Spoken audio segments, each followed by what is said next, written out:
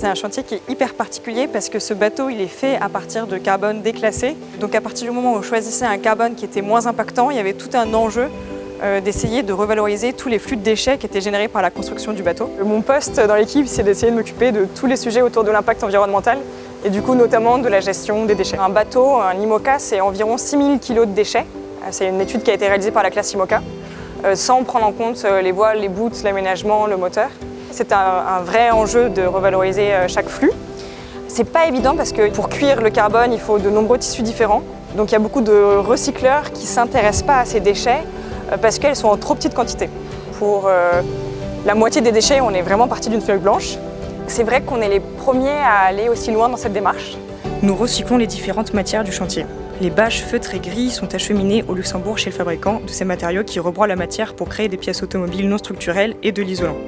Le papier silicone et la ouate de cellulose, qui constituent les séparateurs du carbone préimprégné, sont collectés par un centre de mutualisation de déchets à La Rochelle pour faire de l'isolation dans les maisons et du plastique recyclé.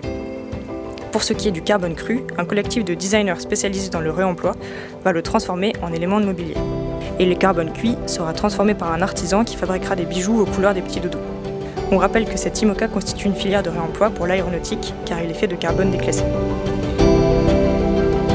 Pauline nous a lancé le défi de recycler un maximum de déchets sur le chantier. On s'est aperçu très vite au début du chantier qu'on arrivait à recycler 2/3 de nos déchets classiques. J'ai plutôt un rôle de sensibilisation au niveau des équipes. C'est nouveau chez Duquesne d'avoir cette démarche. Et le bilan est très positif parce que tout le monde a joué le jeu.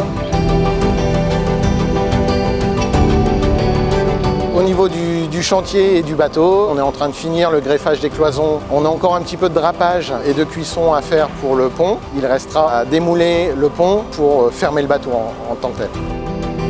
C'est vraiment hyper motivant de travailler avec l'équipe des petits doudous. Avec Armel qui est très présent, c'est une vraie satisfaction. Faire un Vendée Globe, c'est magnifique, mais pas à n'importe quel prix environnemental. Et là, on essaye de faire un bateau raisonnable.